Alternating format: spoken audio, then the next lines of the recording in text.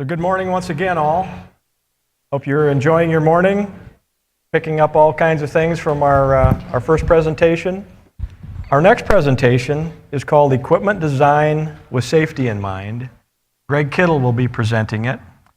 I'll run the session description by you. The ability to safely operate earth-moving machinery in today's regulatory and competitive environment is a business necessity and moral imperative. Effectively incorporating proven safety features, processes, and training into the design and use of earth-moving machinery reduces risk to the operator and bystanders as it increases productivity and efficiency. This session is intended to provide insight into the processes that OEMs use in the design of earth-moving machinery and the development and advocacy of corresponding ISO product safety standards and national regional regulations. So in this session, here are the bullet points that you're looking for. The ISO safety standards and regulatory global review overview. We'll talk about the ISO safety standards and regulatory compliance. We'll talk about product safety principles in the design process, product safety and compliance verification and validation process, and product safety and compliance through the machinery life cycle. So Greg Kittle will be presenting for us today. Greg and I have known one another for quite some time now. He is one of us as equipment managers. He has a CEM designation as well. He's the managing manager of engineering, product safety, and compliance for the Global Construction and Forestry Division of John Deere. This is a position he's held since August of 2012. In his current role, Greg is responsible for product safety, standards, and regulatory compliance and awareness training. Greg was previously equipment operations manager for several national site development contractors and spent many years in the Caterpillar dealer management family. We welcome Greg.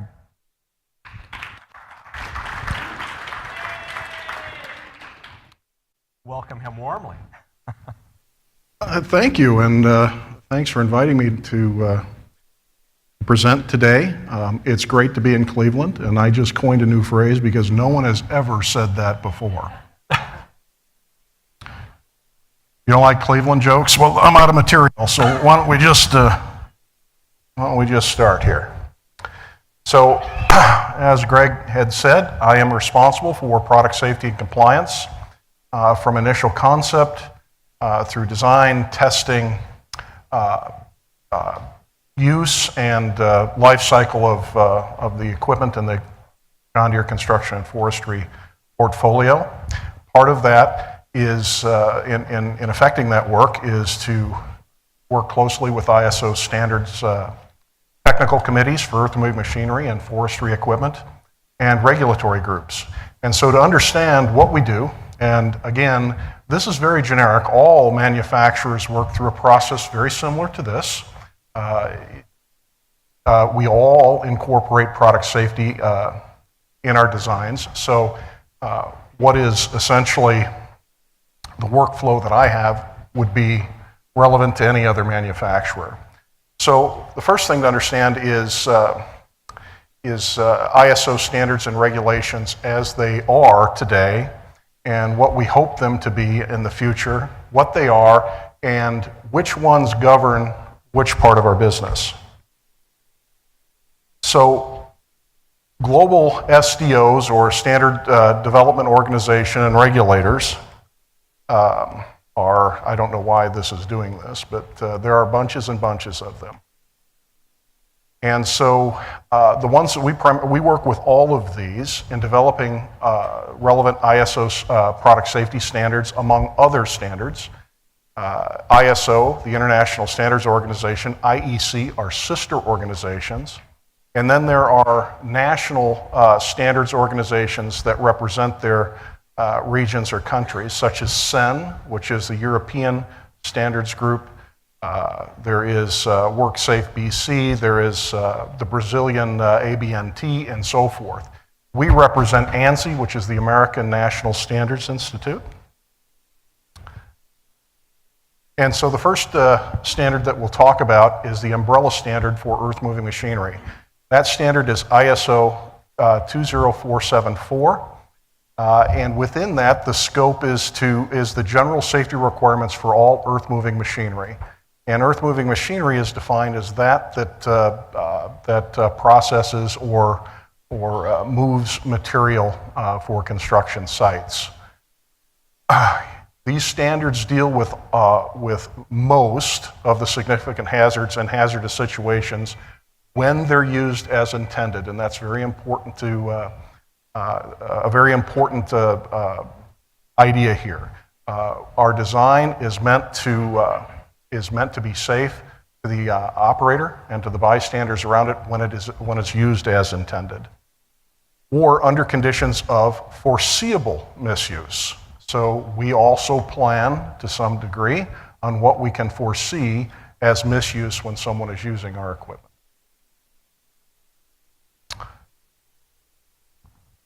So some of the standards within that are important that I think that you should know that are referenced in ISO 2474 are under continuous revision and refinement. One is ISO 5006, which is visibility. Visibility and its companion standards, 16001, which is hazardous identification standard, and the 14,000 series, which are mirrors, are fundamental to our design today and going forward. So the visibility standard is under revision today because in Europe we have harmonized standards, and the 5006 visibility standard has lost its presumption of conformity.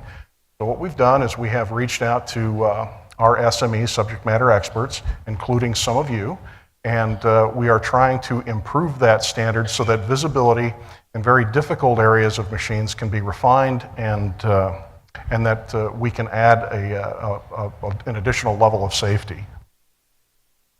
The forestry umbrella standard is ISO 11850. Now, interestingly enough, the technical committee for forestry standards is really the agricultural technical committee, TC23. Forestry has its own subcommittee, which is 15, and that's what we work through. So it essentially does the same kinds of things that 2474 does for earth-moving machinery. And I'm sorry for throwing all these numbers out, but there's just hundreds of them. So within TC 2474, there are 152 standards that are a part of that, and technical specifications and so forth. ISO 11850 uses some of the ancillary 2474 standards, but it has several of its own, such as ROPS, TOPS, and so forth. So, but its purpose is the same as earth-moving machinery. It deals with all the significant hazards in hazardous situations when used as intended and under conditions of reasonably foreseeable misuse. So ISO standards development, why do we do this? So our number one moral objective here is that it protects operators of our equipment. It protects you, our customers, from liability. It protects our dealers, and it makes good business sense. But most importantly, it is the right thing to do. Product safety is, again, to paraphrase our earlier speaker today, is a embedded and core value of John Deere and the other manufacturers. So that gives you a quick primer on ISO standards. So now what we have to do is we have to take those ISO standards, those internal John Deere standards, and regulatory requirements, we have to embed them in the product that we're developing. So we can start with that premise and talk about how we do that. So this is the general rule for product safety. Acceptable design is one that does not present an unreasonable risk of injury to a product user or others in its proximity. That is our general rule, and that's what we work with every day through our engineering group, our marketing group, and so forth. So let's talk about product design, product development, and how that works and how that flows. So a PDP program is the initial process to get this thing moving, and that is the product delivery process. All OEMs have that kind of system, that kind of set of processes, And so you'll see PDP as we go forward. So this is a typical program. This is how one would work at most manufacturers. It starts with TDP. TDP is the technology delivery process. And so what we're doing is we're talking to you, our customers. What is it that you want, what you're interested in, what could a machine form look like? And our advanced R&D group begins to understand that, begins to develop around that idea concepts. Once that concept is assessed, and it looks like it's something that you would buy, that you would use, it moves into CCDP, which is critical component delivery process. So now we need to look at the critical components of what makes that idea function: engines, transmissions, those kinds of things, electrical systems, electric drive systems, those kinds of things. We need to identify that. We need to define it, and then we need to take it through its defined process as you're seeing there. Once that is accomplished, and it still looks like this is a good business decision, it moves into the product delivery program. So that's where the work begins. Now, product safety,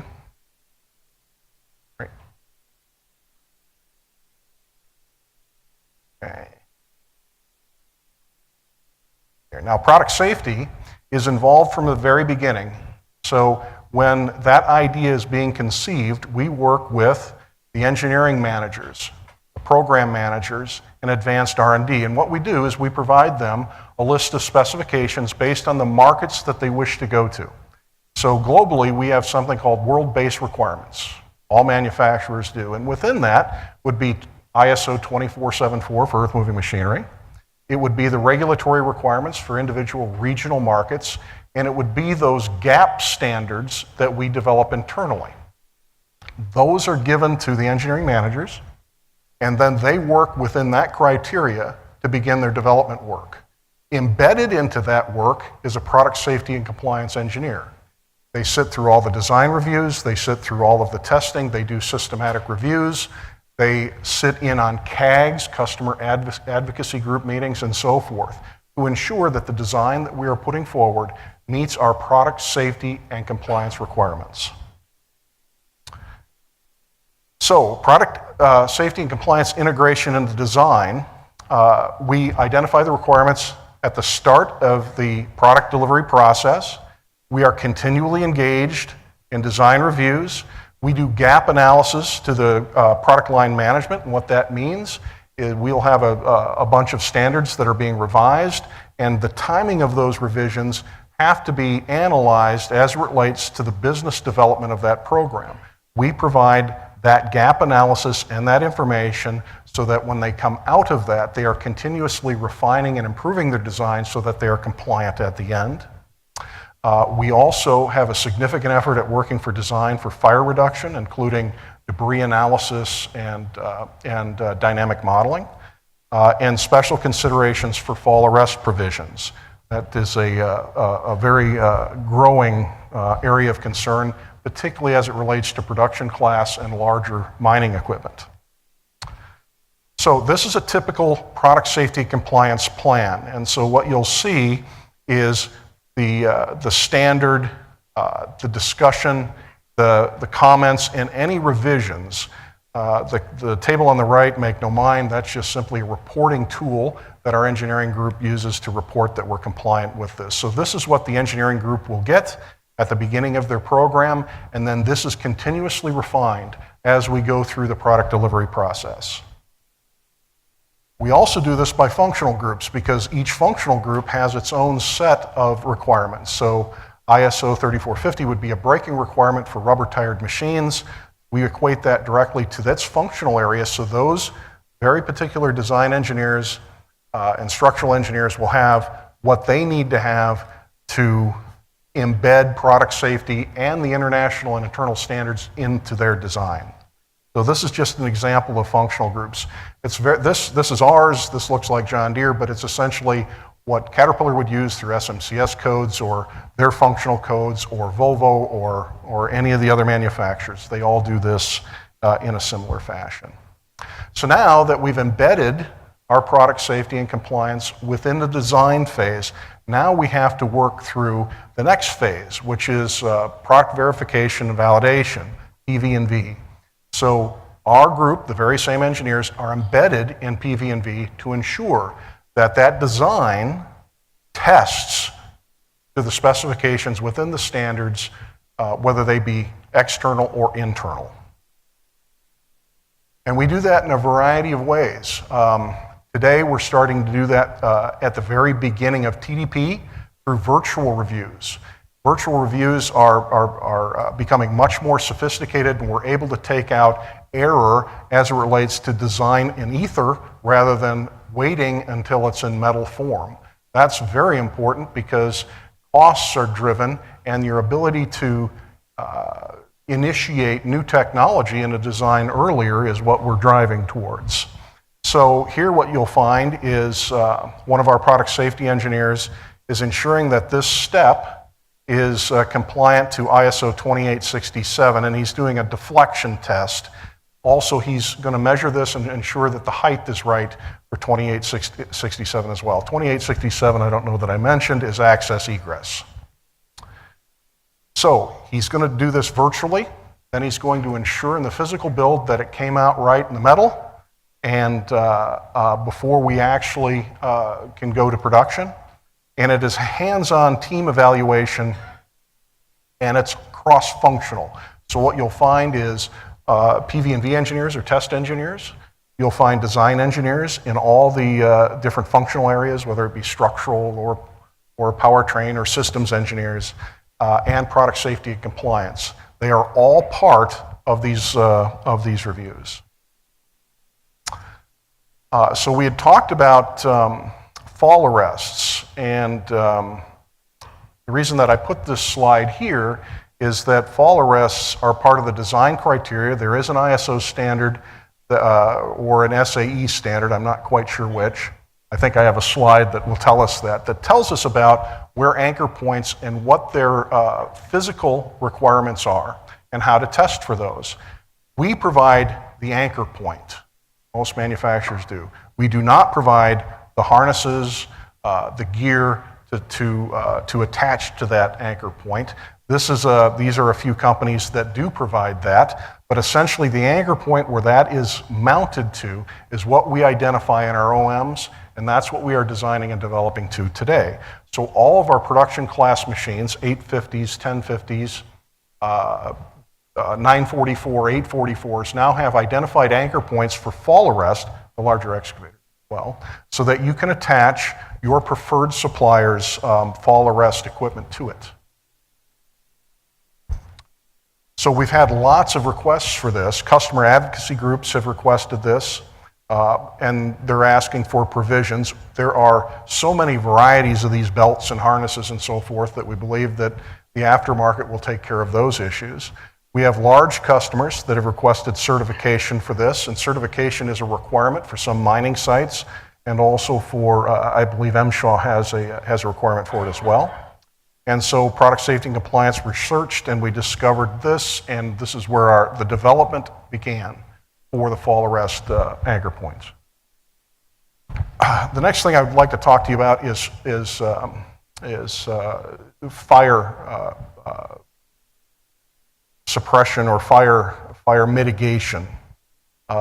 With the advent of emissions programs, interim tier 4, final tier 4, what we've done is we've enclosed, because we need a lot, our airflow is much different, our requirements for cooling systems, for heat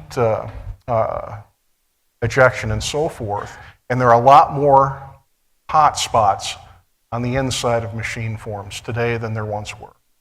So fire, of course, is not only a physical asset risk, it is a human asset risk. And so we want to do everything we can do to mitigate this. We believe that we have great experience doing this because of our work in the ag markets, in the forestry markets, which fire is very challenging, to say the least. So what we do today, and what most manufacturers will do, is we do some dynamic modeling, we do some virtual reviews, and then we take it and we we put it into a series of debris tests. And these debris tests are determined on what ultimately you might do with this. So we find different particle sizes, and we apply the particles, and we put them in kind of a wind tunnel situation. And then we benchmark debris collection on hot surfaces. We do this at a physical build point. Once we identify those, we look historically where they've been and what we can do, whether that means change perforation on sheet metal, change airflow, open something up, provide a clean out area. We find ways to mitigate the debris accumulation on these hot spots. And we'll talk about the Product Safety Committee later on. Until that step is done, the machine can't be marketed anywhere. And the reason for this is a forestry standard. Machines shall be constructed to reduce fire risks. You can read that as well as I can. But in John Deere's case, this has been a point of concern for our CEO, and we have implemented that at all of our platforms and divisions, and we are continuing to do fire reduction work dynamically as well. Product safety and compliance is also embedded into operator training. So operator training encompasses a number of things. One of them, our primary tool, is the OM, and all of the safety sections of the OM are reviewed and developed by product safety and compliance, and they are done in using symbols and language that is developed through the ISO process. Simulators, as we develop simulators, the safety content embed is reviewed by product safety and compliance so that the experience in the simulator matches the experience and the requirements and the advice in the OM, and that visually you'll go through the same checks and processes in a simulator that you would do on a machine. So after we do all of this stuff, how are we doing on time there, Mr. Pete? We're good. We're good? About 5 minutes left. All right. Well, I can make more shit up, so not a problem. Can I, Roger? All right, thank you. Okay, there's only 1 minute left. All right, so after we do all of this work, there's another step, and this, again, is true of every manufacturer. We have to seek approval. So product safety compliance will develop a presentation. We will have gone through all of our homologation and standards and testing work, and we will put together a packet, and we will then present it with the engineering manager to what's called the Product Safety Committee. I can only speak from experience as it relates to the Construction and Forestry Division, but we have a senior level product safety and compliance committee made up of the global engineering director, global director of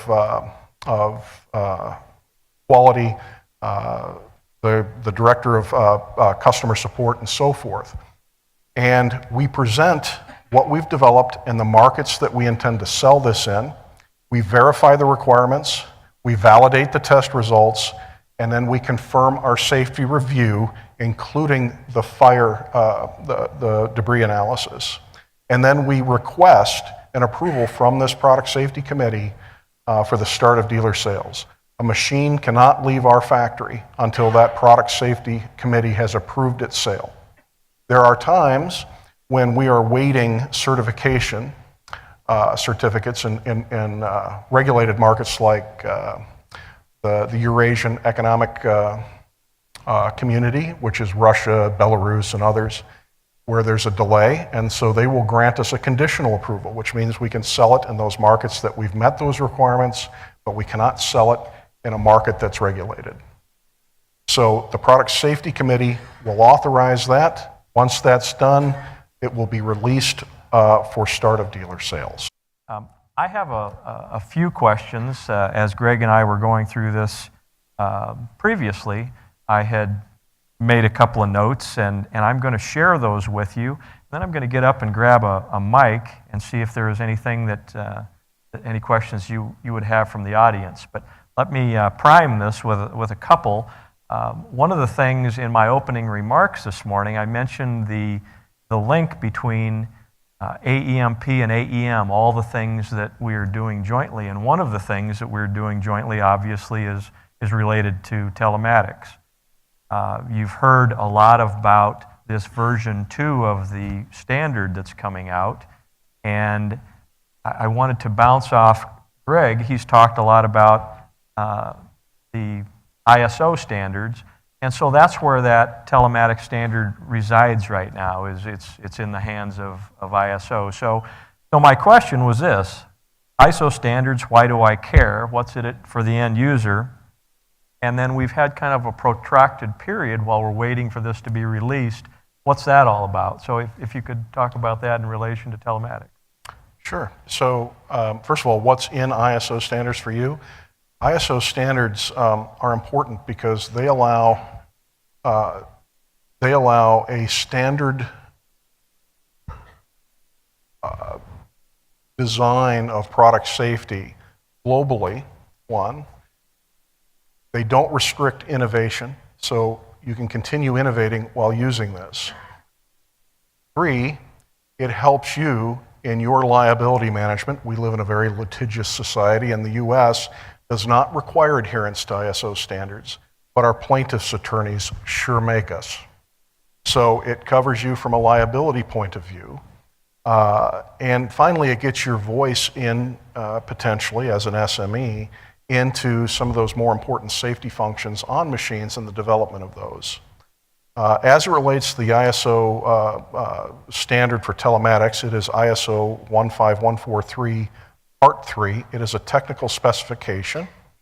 And the reason that it takes time is that you have to have a consensus amongst all of the technical advisory groups globally.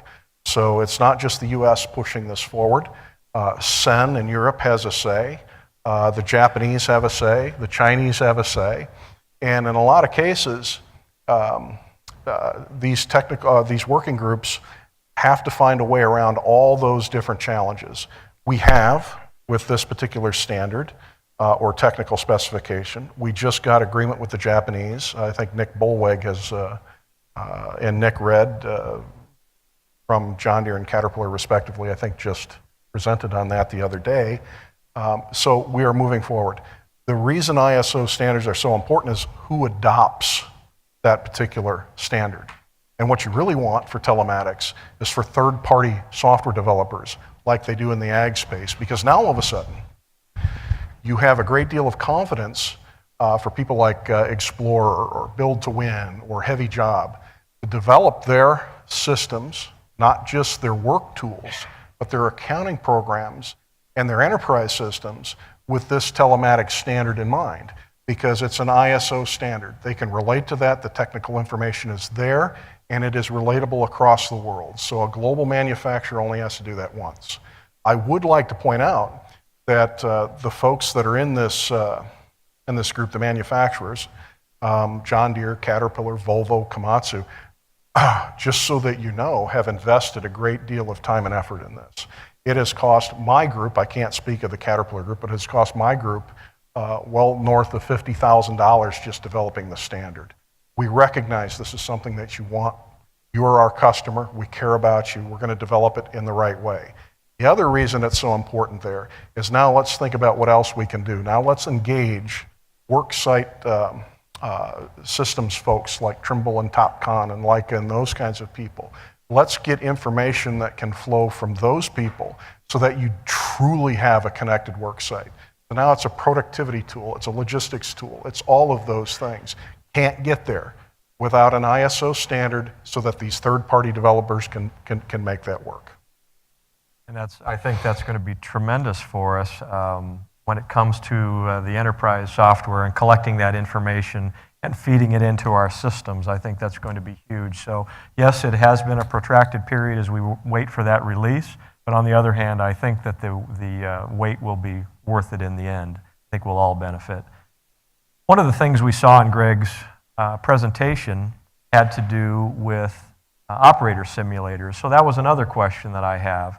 I've talked to some guys in different small groups over the last couple of days who have mentioned they are really ramping up they're seeing their production needs increase. They're winning a lot more jobs. They need to get people to work.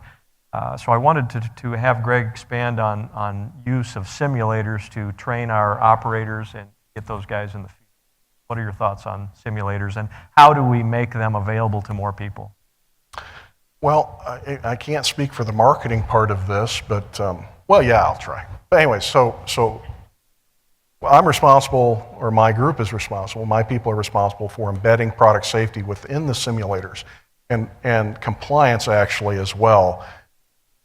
Believe it or not, all the little components within that have to comply to a myriad of IEC and ISO standards.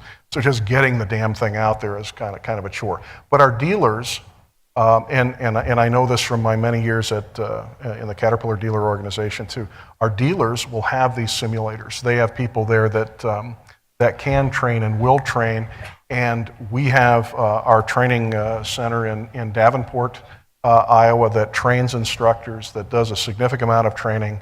We have Roger Moore, who can probably address these issues better than I can. But I think there's a myriad of ways to have them. You can buy them, you can rent them, you can use them, you can do all kinds of things. I think the thing that you do is reach out to your dealer, and they can work the channel and get you that information and get you simulators and get your folks trained. And I think once again, that's one of the bottom lines to this is how do we operate our machines safely? We make sure that our operators are properly trained. So if we can get them into situations where simulators are available, I think it's a real win-win. Another one a question that particularly struck me with John Deere and with the advent of their 944 product. My question was, with the advent of so many hybrid machines, including some with electric drive, what kinds of challenges and engineering obstacles has that placed in your group's road?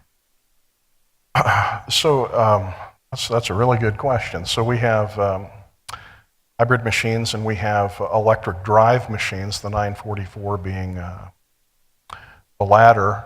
We also have many programs under development in ag and so forth. Mining companies have lots of both what's defined as low voltage and high voltage grid powered machines. For low voltage machines, meaning 700 volts or less, there really weren't any standards that you could use to apply that technology to an earth-moving machine. So folks within my group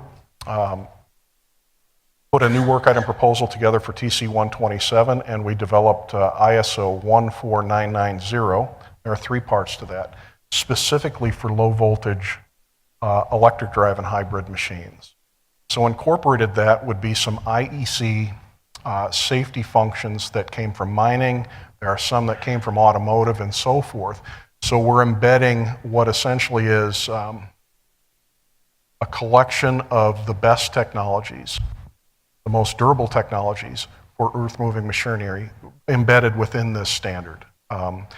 So our first machine to use this design, or to use this standard, was the 944.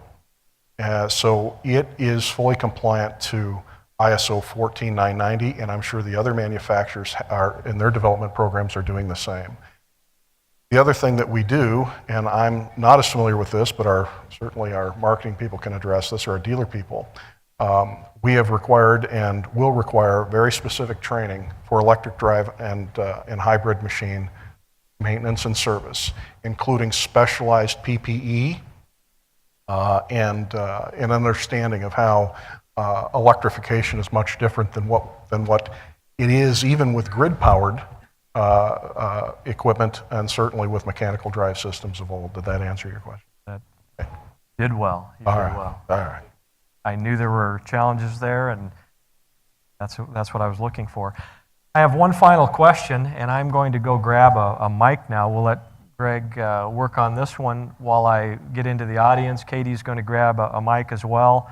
I'll take this side of the room. Katie, if you'll take this side. And what we would like to do is see if you have any questions for Greg, any burning issues, anything that has been sparked by this conversation this morning.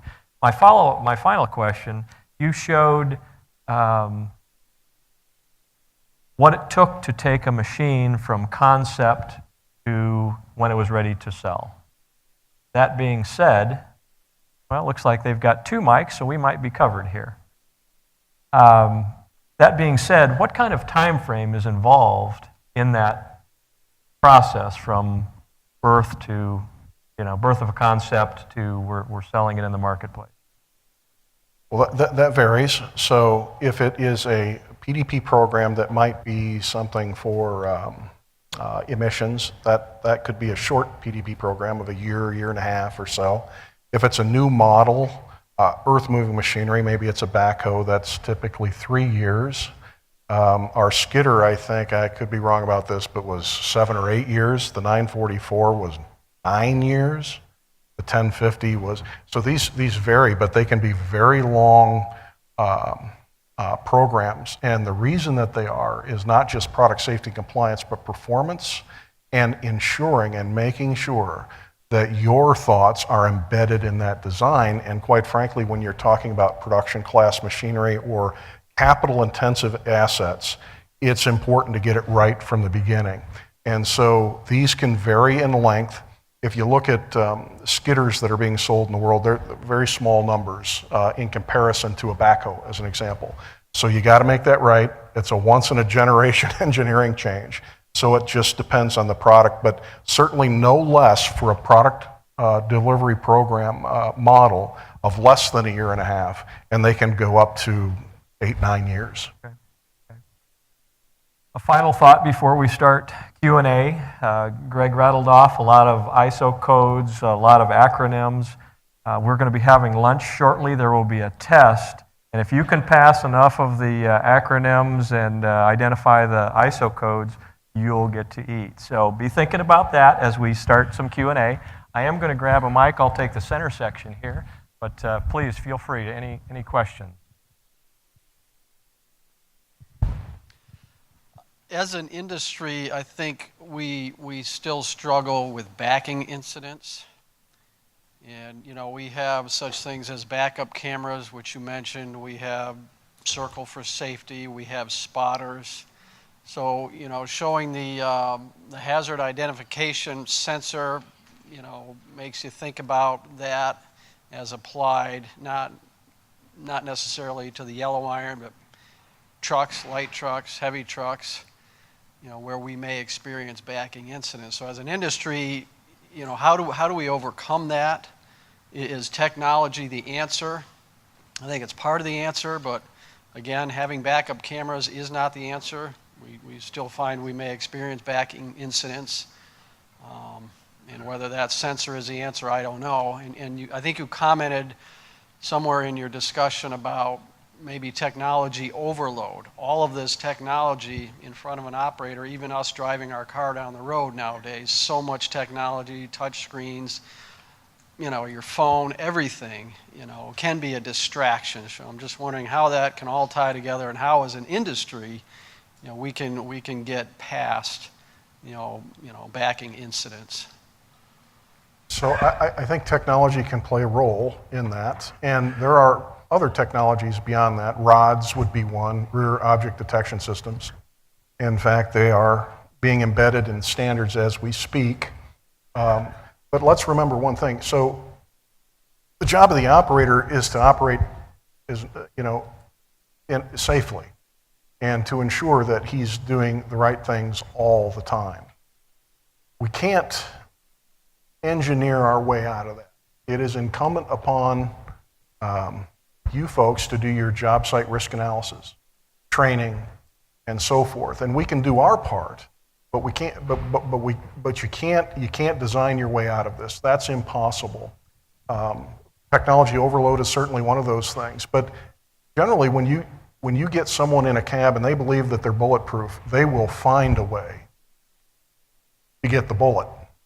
That's just human nature. So the other aspect is, if you're going to try and design something, you have to be very prescriptive in what that recipe is to design out.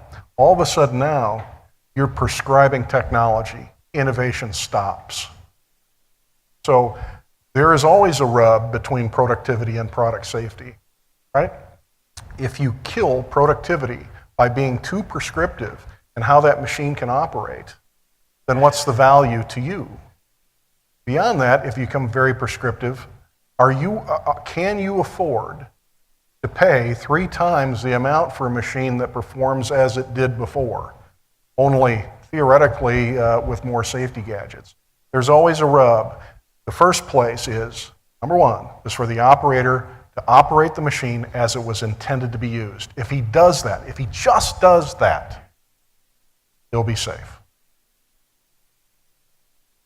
Other questions?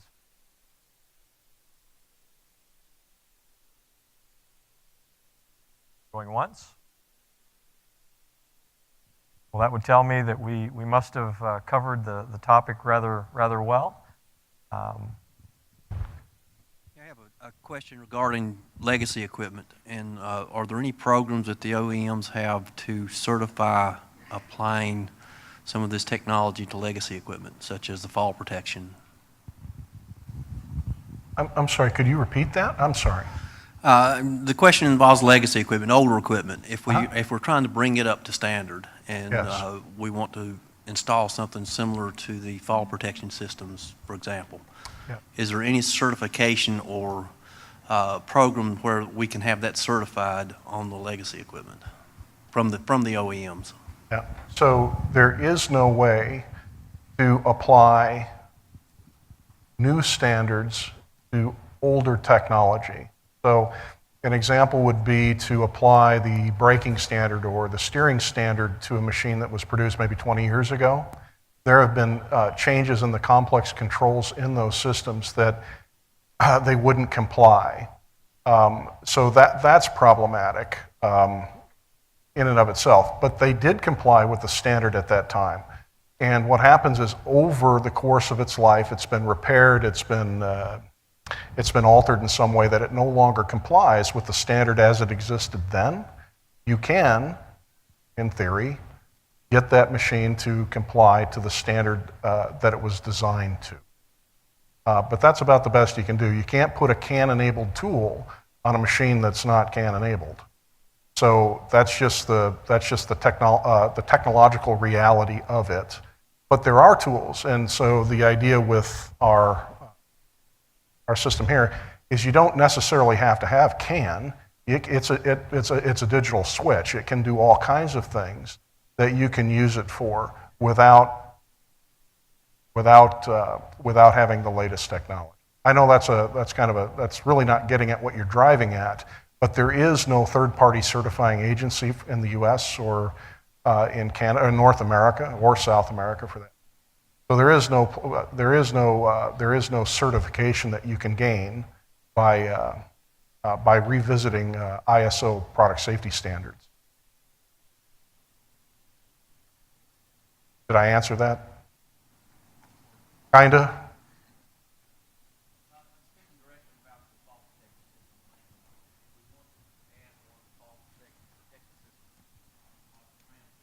Yeah.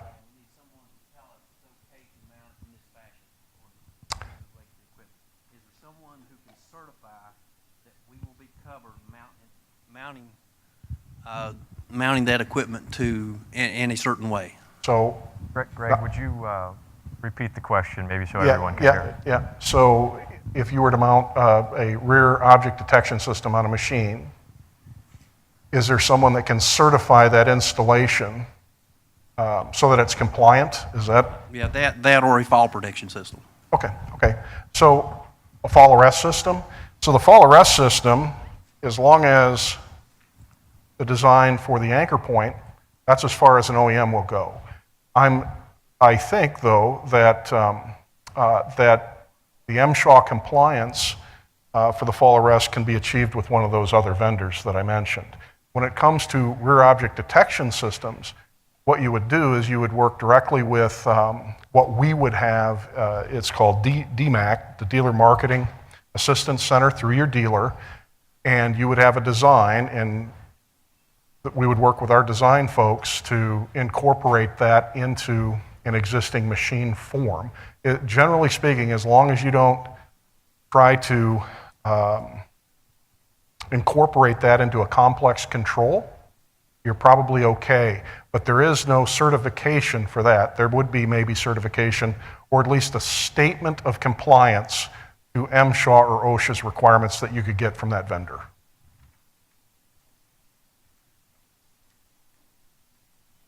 Any more questions, please? Well, we're just about at our time limit, so join me in giving Greg Kittle a big hand.